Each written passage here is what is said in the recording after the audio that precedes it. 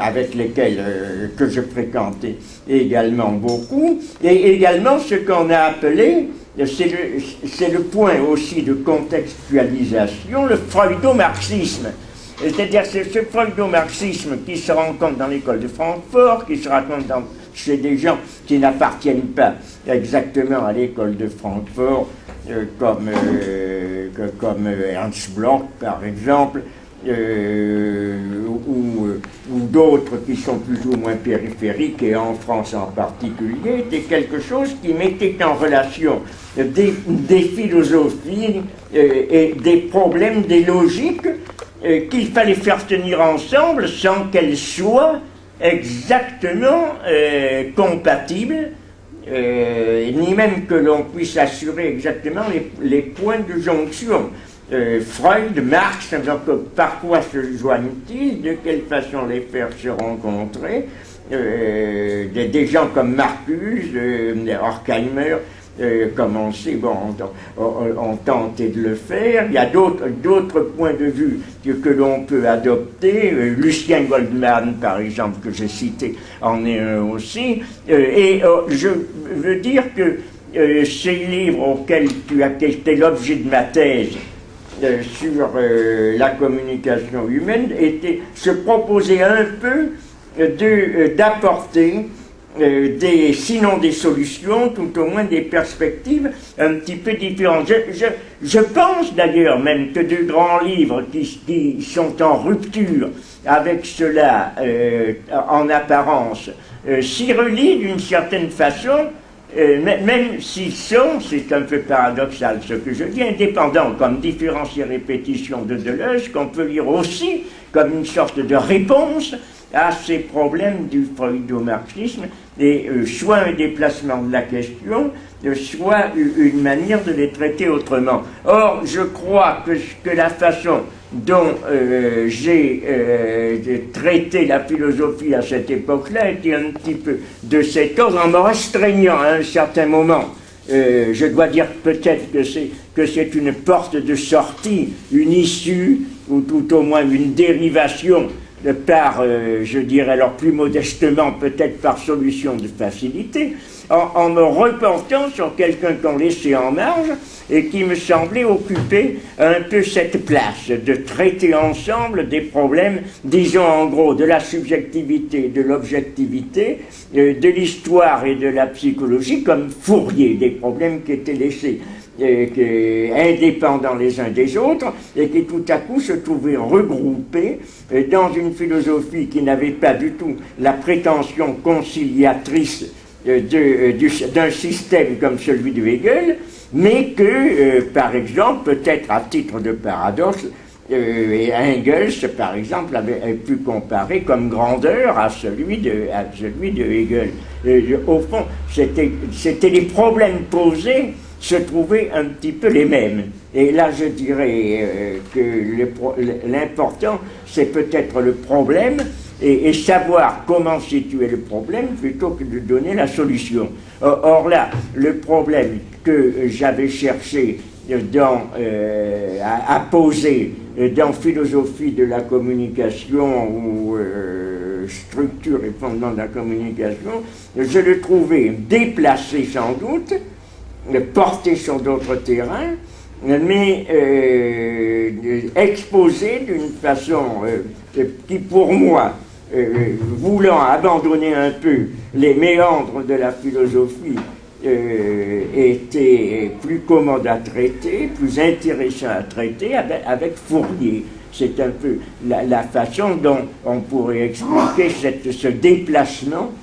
ce saut en quelque sorte qu'il y a eu de Husserl à Fourier, mais qui n'a pas été d'ailleurs un abandon, puisque je te dis dans un livre beaucoup plus récent, comme Zeus hospitalier, il se trouve que j'ai fait un appel à Husserl et exposé quelque chose que je crois profondément, d'ailleurs la signification de cette fameuse constitution transcendantale de l'autre en moi, qui a toujours fait l'objet chez Husserl d'une sorte d'incompréhension de la part de ses interprètes Alors là, c'était un problème formel qui m'avait émoustillé l'esprit et que j'avais tenu à étudier et à exposer. Enfin, dernier point, que tu fais appel à Valérie Larbaud, tu as raison, je regrette de n'avoir pas ce que je vais faire, lu le livre dont tu parles, mais j'ai fait une allusion dans Enfantine, puisque je recueille, je prends dans ce livre le titre que Valérie Larbaud a donné à un de ses romans, ou c'est pas un roman, c'est un ensemble d'études, et où il fait appel, d'ailleurs, je crois aussi, à une situation qui est la même que celle des sœurs Marquez dont tu parles. Donc, je me suis trouvé en relation un petit peu par une autre voie, par une autre porte d'entrée, mais en relation avec Valérie Larbaud, que j'ai retrouvé ensuite, mais plus récemment, l'année dernière, par exemple, dans mon séminaire, lorsqu'il s'agissait de parler de Joyce, puisque Valérie Larbaud a été un traducteur et un ami de Joyce en France dans les années 1920. Je termine en te remerciant, donc très chaleureusement, j'étais très, très sensible à ce que tu as dit. Nous avions été d'ailleurs à même de nous rencontrer d'autre part lorsque tu avais passé une autre thèse, d'ailleurs avec Dominique Lecourt, mais sur des questions qui étaient un petit peu différentes, qui concernaient, je crois, ta spécialité à ce moment-là était l'épistémologie des sciences. C'était quelque chose de différent, je crois. C'était plutôt l'histoire de la médecine, la bioéthique et des questions de ce type. Merci infiniment, Jean-Paul. Alors, je donne la parole à Stéphane, si tu as questionné d'autres personnes. La question de la philosophie de l'histoire ou du sens de l'histoire. Oui. Si cette conjoncture au sortir de la Deuxième Guerre mondiale, caractérisée par une omniprésence de Hegel, soit dans les études hegeliennes avec Hippolyte, Kojève, etc., soit avec l'existentialisme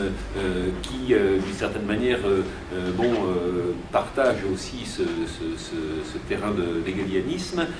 Si cette idée d'en sortir, d'aller voir ailleurs, était quelque chose dont tu avais conscience. Par exemple, quelqu'un comme Foucault dit, dans les années 50, c'était ce qu'il y avait de meilleur dans l'université française, ou à côté, avec Merleau-Ponty, etc. Pour en sortir, moi, Foucault, je suis passé par Blanchot, par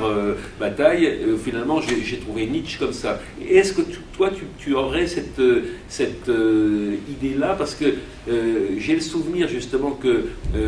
tu as traversé dans ces années-là des références et tu es allé par exemple en stage chez Maublanc, au lycée Henri IV, tu côtoyais des gens qui étaient hegeliano-marxistes et qui déjà s'intéressaient et tu t'intéressais à travers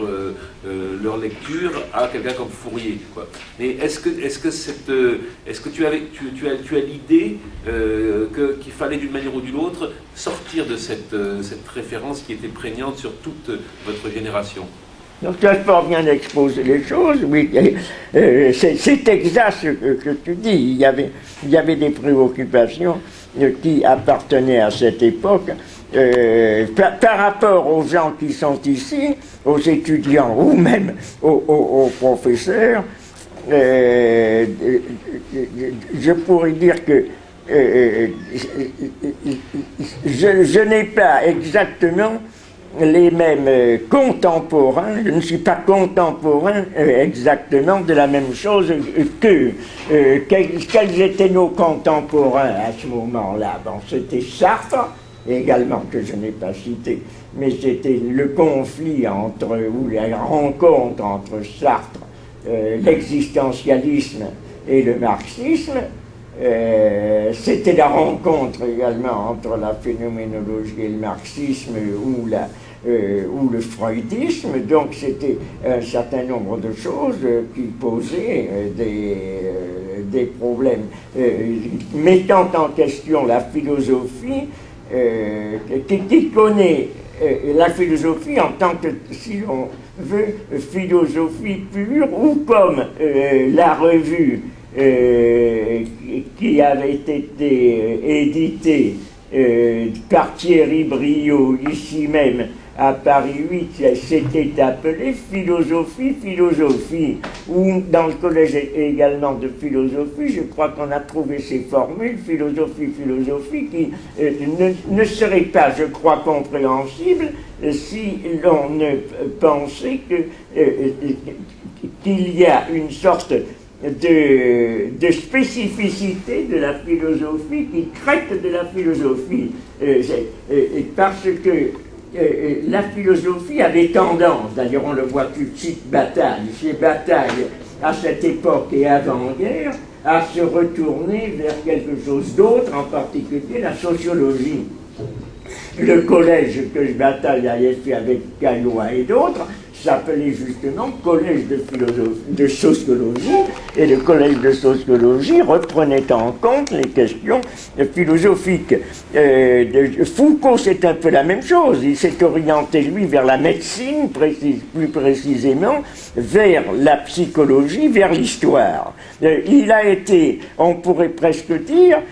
contraint et forcé par une sorte de pression extérieure à se constituer comme philosophe. Parce qu'à un certain moment, le mot philosophie a reparu en surface et tout le monde a voulu s'en emparer. Mais cette période était au contraire celle de... sinon,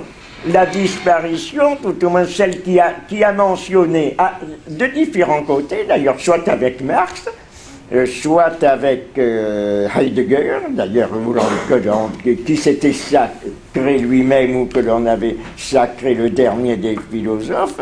une philosophie qui s'était constituée comme étant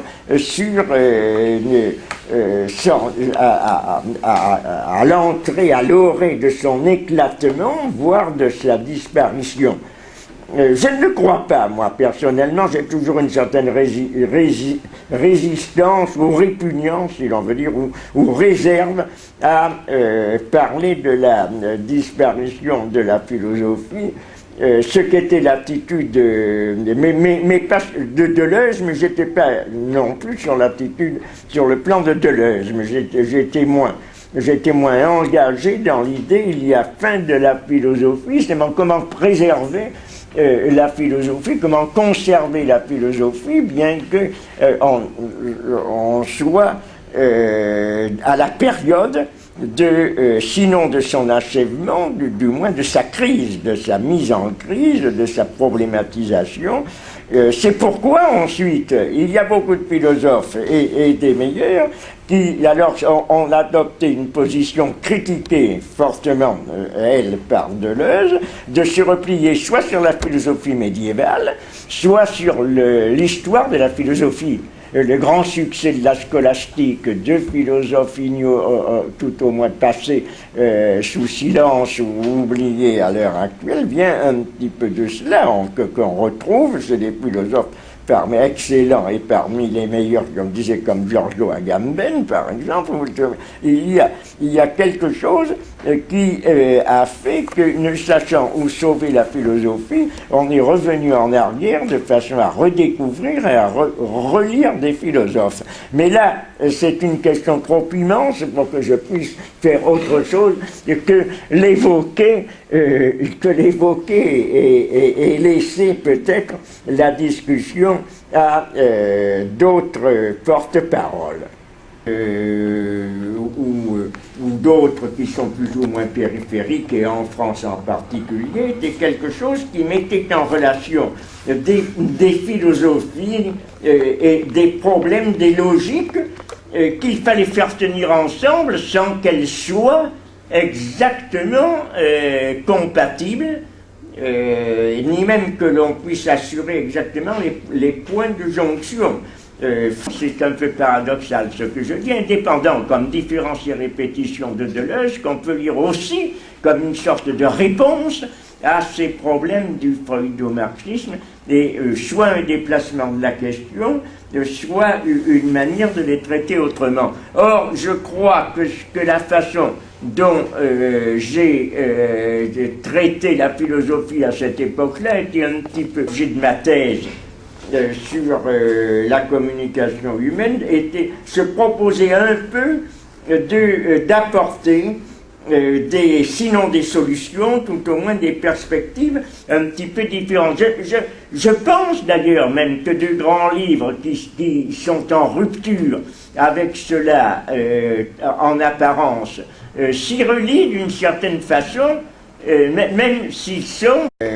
avec lesquels que je fréquentais également beaucoup, et également ce qu'on a appelé, c'est le point aussi de contextualisation, le freudo-marxisme. C'est-à-dire ce freudo-marxisme qui se rencontre dans l'école de Francfort, qui se rencontre chez des gens qui n'appartiennent pas exactement à l'école de Francfort, comme Ernst Bloch par exemple.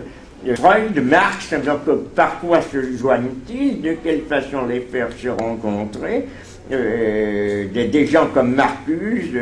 Horkheimer, comme on sait,